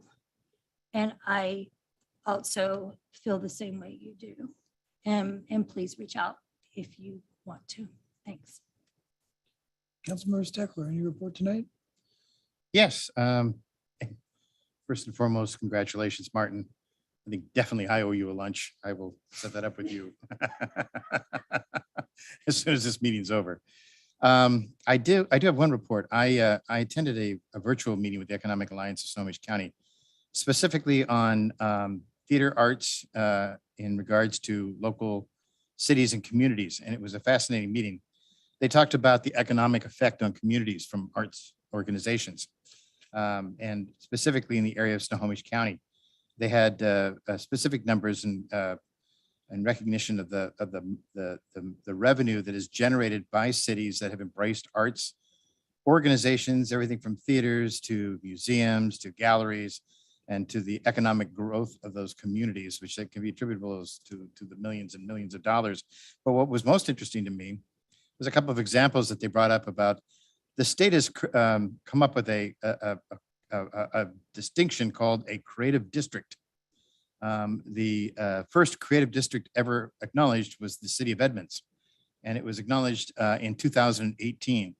Criteria of a creative district is defined as a walkable area that is comprised of artistic and performance venues. And as you know, Edmonds has a couple of theaters, it has museums, it has galleries.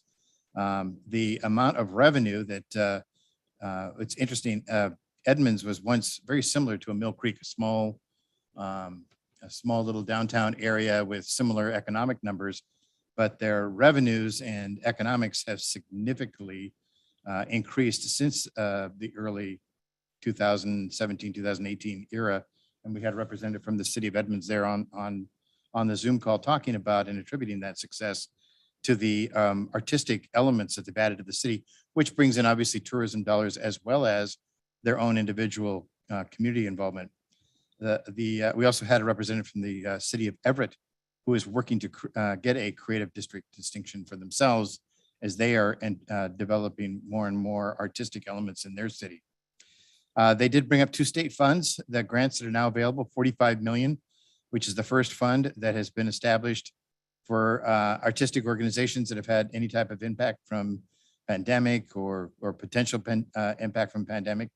And also the 80 million that the gentleman earlier at the meeting has referred to help establish and grow artistic ventures within a city that does not have anything.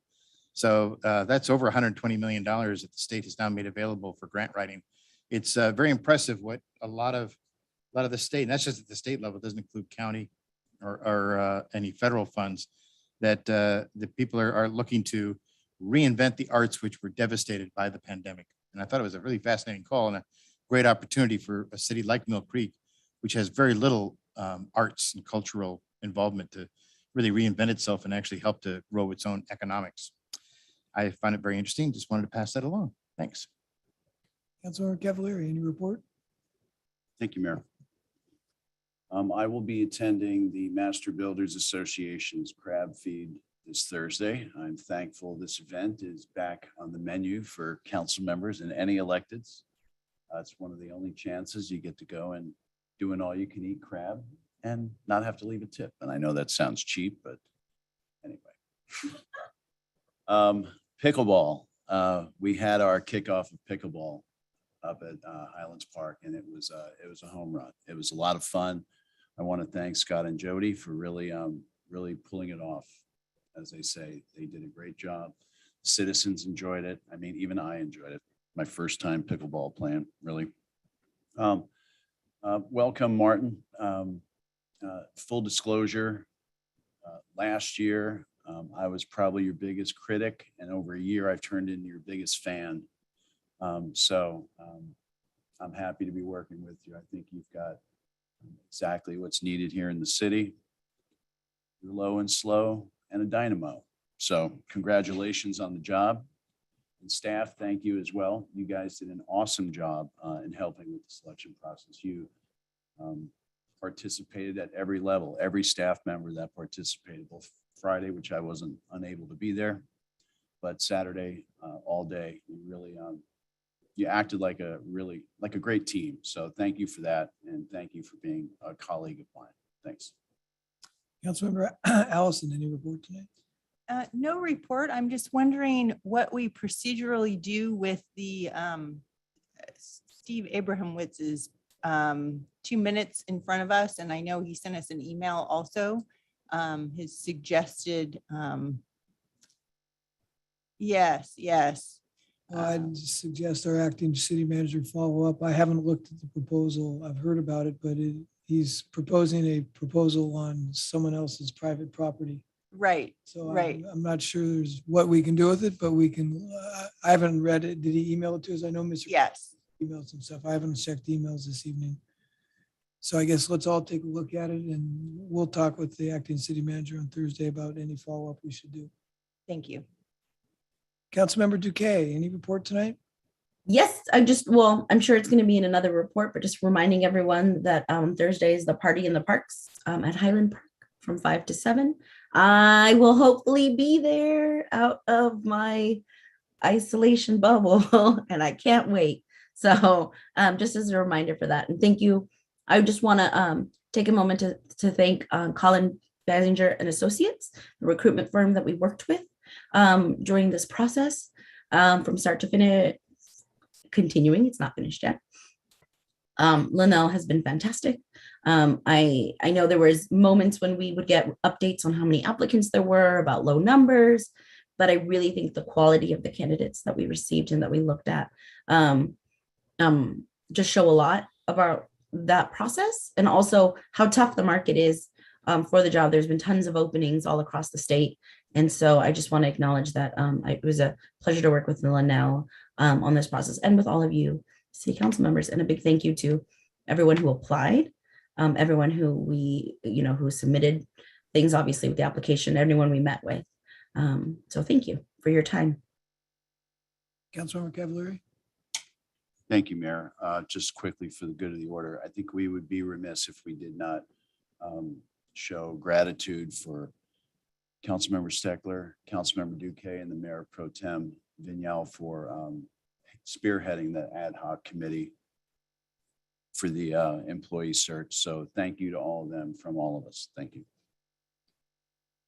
And I forgot to add, I want to throw a shout out to Scott, Jody, and Naomi. We've got a good thing going with the chamber with these business openings. I think we've had 6 now in the last 2 months, and we've got a line of communication open where they coordinate with Jody and Naomi and Scott on getting one of us to the event. And then Scott and Jody take it from there and work their magic with their videos and what they post on social media. We're getting a lot of good exposure for these new businesses. When I went to the opening of Rusty Cork out at the farm, they had 50 people lined up at the door waiting to get in for the opening of that business. And we had a nice turnout as well at Zeke's 20 minutes later when we did 2 back-to-back. So hope to see many more of those business openings coming and getting the word out to our citizens of what the new businesses have to offer. Acting City Manager, your reports tonight. Thank you, Mayor. Yeah, 4 reports tonight. First one is, I don't know if all of you had a chance to meet John White. He came in when Councilmember Bond was here, introduced himself, hopefully all of you. So John's our new staff accountant. As you all remember back, we settled the ASME agreement back in February. Per that agreement, one of the city's obligations was to hire a staff accountant or create a position to hire a staff accountant. So we nailed that down now. John's with us as of Monday. He has a long commute every day from Port Orchard, so he's trying to find a place locally. So commend him for his commitment to the city of Mill Creek. John has over 30 years, the CPA has over 30 years of experience in finance and accounting. He brings a breadth of experience across in governmental accounting. He recently had a position with the city of Linwood as a finance manager for about 3 years. Prior to that, he was in Arizona as a controller, accountant and director.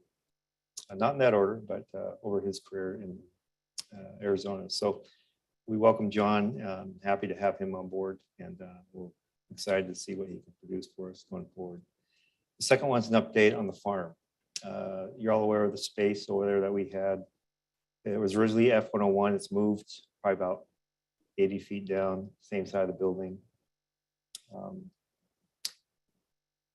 Chief and I have been working on this, and he brought up a great idea to have it at a substation. So we have the schematic drawn out. Vintage has it. We're working with them on the lease agreement right now with our city attorney. And so we're moving pretty quick on that one. It's going to be at some point in time, we'll probably have a short presentation to kind of show you kind of what our thoughts are, kind of where we're going with that. Real short, it's going to have a window inside with a little area where customers can come in. And there's a little space in the back where there's a storage for IT equipment and any storage is necessary. There's an area where small office area. It's 500 square feet, so we've compacted everything in that short space. So we can convert that into also into other services as well and provide those down the road. But it'll give the farm a great police presence. The Ventures is happy to have that coming in. So that's pretty much kind of the high level. With that, I have any questions? Do you have an ETA on when you plan to bring the lease to us? Be For before August. Okay. For August, definitely. So working on that right now. The Vintage has been pushing us as well for a few months. So they're excited to get this going too. So we'll try to get that done real quick. Okay. Councilmember Duque, and then I'll go to people here. This is incredibly exciting. Thank you so much for that update. I just wanted to clarify. So this is the space that is at the Vintage, but we still have another space at the farm. I know I'm sorry. The Vintage is the organization that we're working with. Correct, but it's at the farm. At the farm, correct. And the one that was at the Vintage, we ended up doing that it went to the north to the senior center, correct? Thank you very much, Stephanie, for nodding it. That's what I thought. So I get getting confused. You're right. Overall name, the Vintage. Thank you for that clarification. Councilmember Steckler. Yeah, Martin, I've heard they started to announce some of the leasing space, some of the retail space. Do you have any kind of an ETA for a grand opening of the farm or the sanctuary next door, the park? I don't, but I can find out. Okay, that'd be great. I mean, I also thinking if we could maybe take advantage of getting some press off of that, bringing some tourism, letting other people know that it's open now. Yeah, a lot of the spaces in there are not even built out yet. So it'll probably be some time before I'm not sure when. Yeah, I'll find out, both the sanctuary and the farm. Great.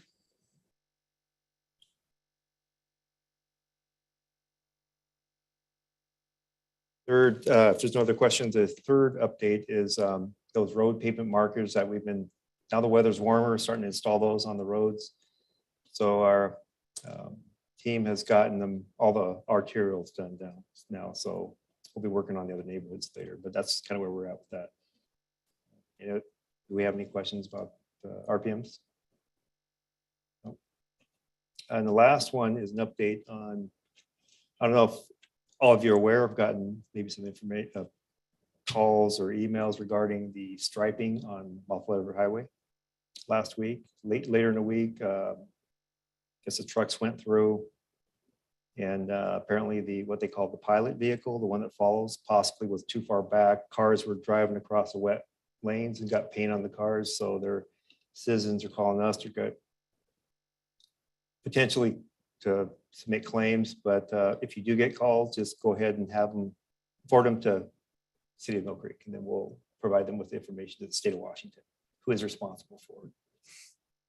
That missed that. So, if you have any questions?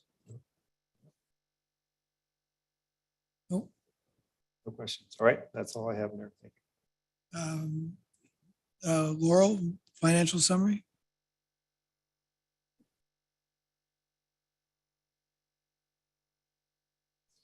As a report. Mainly, if anyone has any questions, you can let me know. Just real high level, property taxes are exactly where we would expect them to be right now. So we got our May payment for the 2022 year. We'll expect one more payment. So that puts us at that 75%. We have sales tax that is 6% above estimates.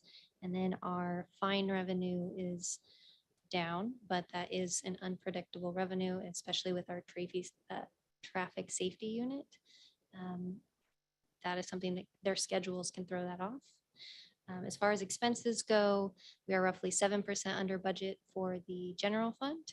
We have IT that is 11% above due to COVID and getting technology for the new staff.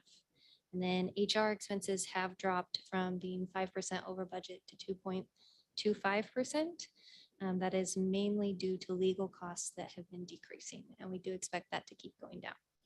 With that, I will jump to streets. So they are roughly 12% over due to high repair and maintenance costs for streets and lighting. And then our REIT is coming in higher than projected because of the farm properties that have been changing hands. Are there any questions anyone has I can answer? All right. That's it. Good summary. Thank you. Any other reports? That'll be all, Mayor. Thank you. Okay. That brings us to audience communication before we close out the meeting. Would anyone like to address the council this evening? Going once? Twice? Nope, Barb, I did not see her raise her hand. There's no one left in the audience here. Oh, there she is. Now her hand's up. Barb, go ahead.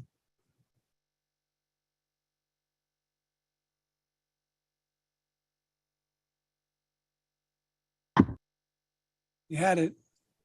Go ahead. That was my mistake. There. There you go. Okay, Yep. sorry. Trying to play around with my sister's computer. It's not working too well. Barb Heidel, 1401 144th Place Southeast, Mill Creek. Not tonight, though. Congratulations to Martin for being chosen as our new city manager. That's awesome. I know you will do a very good job, excellent job, and you will do your very best to continue to make our city a great place to live. Thank you. Thank you, Barb. Anyone else? Hearing none, if there's no objection, I will adjourn the meeting at 9:11 and we'll reconvene a week from today, which is September 5th. Everyone have a good September 4th. September.